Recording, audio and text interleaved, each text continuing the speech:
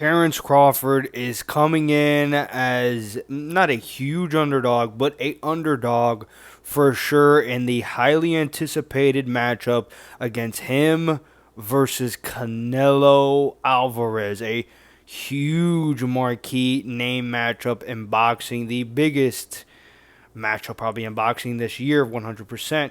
And these are five keys for Terrence Crawford to be able to get this win over Canelo Alvarez. I've already made my legacy video, my video series that I have about what does it mean for their legacy, and also my prediction video of what I believe will go down in the matchup, the highly anticipated matchup for Terrence Crawford versus Canelo Alvarez. But this is the five keys for Terrence Crawford to be able to get this win over Canelo Alvarez. And the first and most important key, if this does not happen, nothing else in this video matters whatsoever. But this is the most important key for Terrence Crawford to be able to pull off this win over Canelo Alvarez, and that is getting respect from Canelo Alvarez. If Terrence Crawford does not get any type of respect, any type of concern or reaction about what he's throwing towards Canelo, and Canelo can give one iota of whatever Terrence Crawford wants to be able to implement in his game plan, and his shots feel like little ticks, little chips on his chin, on Canelo's chin, then Terrence Crawford is going to get knocked out brutally. Brutally. But obviously, we don't know for Terrence Crawford for being just a, okay boxer with no punching power. He has power. It's more about his placement of his shots and as well as his timing that he uses in terms for his power and implementation of his power that he has. And it was greatly attributed in the 147-pound division, that being the welterweight division. His one matchup in 154 against Madrimov didn't look like the weight of the power went up, and it didn't go as well as he wanted to be able to go. And since it did not, and since he didn't get a KO or a finish, or he looked absolutely fantastic against Madrimov, it was a lot of a closer matchup than what it probably should have been in a lot of other people's eyes, because obviously Terrence Crawford is the big name fighter. But now, to go into the second key for Terrence Crawford, obviously the first one is the most important one. He needs to be able to use his jabs frequently and laterally create a lot of movement and not distraction, but a lot of chaos for Canelo Alvarez. The two losses on Canelo Alvarez's resume is Floyd Mayweather, probably the best IQ and defensive IQ boxer of all time, and Dimitri Bivol, who is an also pound for pound list type of fighter, could be able to be potentially the best light heavyweight of all time if he really starts to stack his resume. And he lost those fights based off volume and getting outboxed by the other person. And if Terrence Crawford can be able to implement some sort of those type of styles mixed into obviously Terrence Crawford's style, it's going to be a long night and a long frustrating night for Canelo Alvarez, especially him having a previous frustrating night against William Skull, where William Skull didn't want to be able to get in any type of exchanges with Canelo. Obviously, I think Terrence Crawford is going to be able to want to get in those type of exchanges because I think he really is intrigued by the idea of it. And while he does need to be a little bit responsible, very much so, because he's going against a heavy hitter in Canelo. While Canelo doesn't carry that one-hitter quitter power like he used to in his prime, he does have a shot that will put you on your ass. And for Terrence Crawford, that's never happened in his career. So with him using his jabs very frequently and sticking and moving, I wouldn't say doing something like a William Skull. I don't expect him to have a William Skull type of performance, but sticking and moving, being responsible, using that lateral movement, cutting off of the angles, making sure that Canelo is not pressing him and putting him in corners, and just cutting in on the angle, having him circle, and again using that lateral movement because Terrence Crawford, skillfully and technically wise, he does have that advantage over Canelo Alvarez. The third key for Terrence Crawford, and I think it's very much so ironic that I have this pictured for my third key, is do not be afraid to exchange. Do not. I do expect there to be moments where there's going to be close encounters and exchanges by these two boxers. And I don't want Terrence Crawford to be so defensively responsible to the point where he's so afraid to be able to use his counterpunching, which is possibly one of the best things that he has in terms of skill for his boxing acumen. He absolutely demolished Errol Spence Jr. based on just counterpunching. He killed the timing, the rhythm, the feel, everything that Errol Spence implements to every single other opponent that he had. Terrence Crawford nullified it and absolutely threw it in the garbage. So if he obviously has enough oomph in his shots to be able to maybe not ward off Canelo, but have Canelo on notice about what is coming his way, having that timing, and also as well, Canelo has the great timing as well with his shots. But having, I think, a better set of timing eyes and being a great, one of the best all-time counter punchers ever in boxing, if he's able to implement that against Canelo Alvarez and catch Canelo with hard shots, it is going to make Canelo back up. It is going to make Canelo be worried about what's coming his way, because while the shots may not have enough power as a shot maybe like Gennady Golovkin must have thrown, it does have the accuracy and have the timing to be able to really disrupt the rhythm of a Canelo Alvarez, and that's something that you can be able to do, especially if you also using your jabs, losing your lateral movement, and as well if you have enough respect already from the shots that you are landing against Canelo with having some power and oomph with you throwing as well, that being Terrence Crawford. The fourth key for Terrence Crawford is that he needs to be defensively OP. Defensively, I mean, just in another realm, right? In another stratosphere.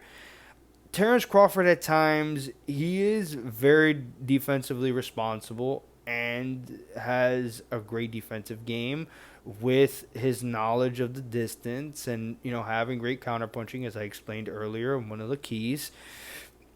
But there's times that he can be very lackadaisical. He has lapses in focus.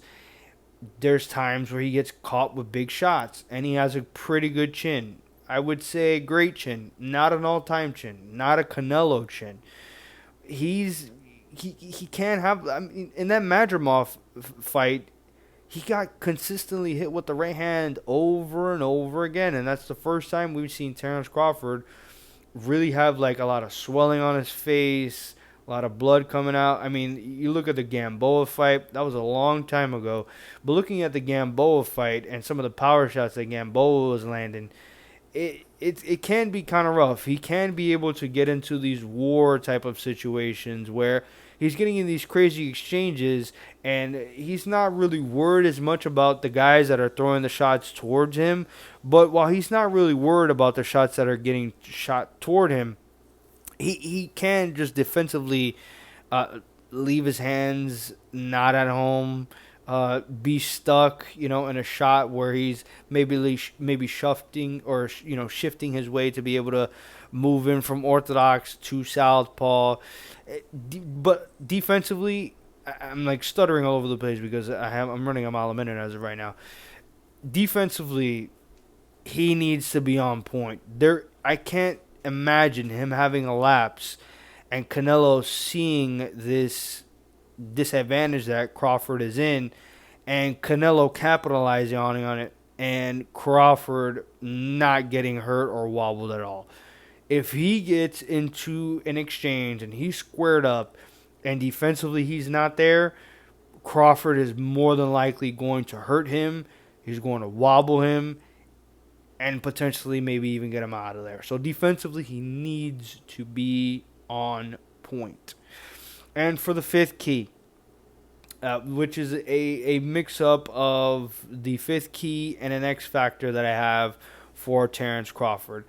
The fifth key that I have for him is he needs to use his switching stance, which is obviously one of the best things that he has, besides his counterpunching, besides all the skills that he has. Him using his stance switches effectively, maybe if he goes into a round of just it being orthodox, then another round he'll go southpaw, then another round it'll be half the round orthodox, half the round southpaw, or just consistently just having Canelo be, I wouldn't say befuddled, but very frustrated and not knowing of where a punch is coming, where the stance is coming, when to be able to know when a feint is coming. I think if Crawford is going to really, really implement this game plan where he's using his jab, using his movement, he's getting into the exchanges and timing Canelo perfectly, staying on the outside but not being afraid of being on the inside, and going on the inside southpaw, going on the inside orthodox, going on the outside orthodox, going on the outside southpaw. I mean, him just continuously over and over having these stances of switch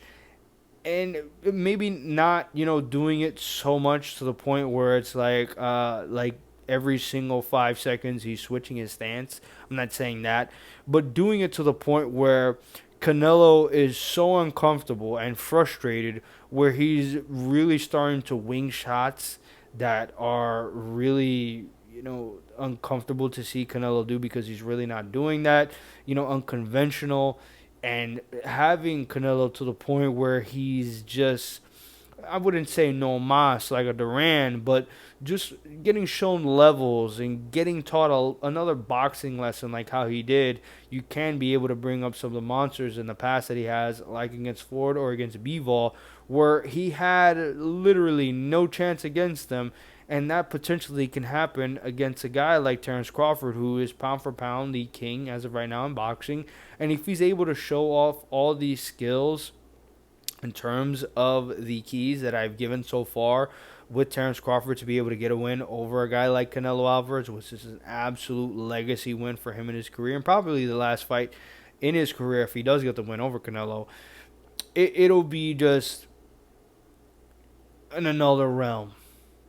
It'll be the cherry on top for Terrence Crawford. But the X factor for Terrence Crawford that I have is showtime. He's showing up when it's mostly needed. The biggest moment that he's had in his career so far against Errol Spence Jr., where everybody was talking about it being a 50-50 fight, not a lot of people not knowing who to be able to pick, who they think are going to win, if they're going to go maybe a decision or knockout. It's up in the air. He showed up. He had the best performance of his career, bar none. Moments where potentially he could be down on the cards against Sean Porter. Going against guys like Amir Khan and Kell Brook, who are kind of out of their primes and they've been finished before, but dealing with them very easily and very quickly in those fashions that he got him against. Going and testing himself against Madrimov, who is an undefeated fighter who's from Kazakhstan and, obviously had the backing of Gennady Golovkin and all these things. He's shown up. He's maybe not been the cash cow and the name as Canelo, has the resume as Canelo. But when it's time for Terrence Crawford, when he's 100% invested, when he's really invigorated, where he has the juices flowing and he's keyed in and locked in, Terrence Crawford shows up prepared and is in another realm in terms of his capabilities when he's in there.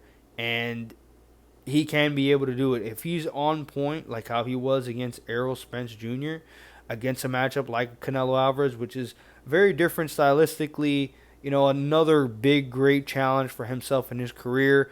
But if he's on point, it is damn near impossible, I think, to be able to defeat Terrence Crawford. So those are my keys for Terrence Crawford. Like this video if you obviously like this video. Comment your opinions if you have more keys or you just disagree with my keys that I have for Terrence Crawford. Link in the description of what I'm going to have for my legacy video for these guys, and also my prediction on what I believe will go down in the main event 2 weeks just away on this card for Canelo versus Terrence Crawford. And subscribe because you're here for a reason. You love this content. You're here. You like it. You like it. Thank you guys again for watching again, and peace.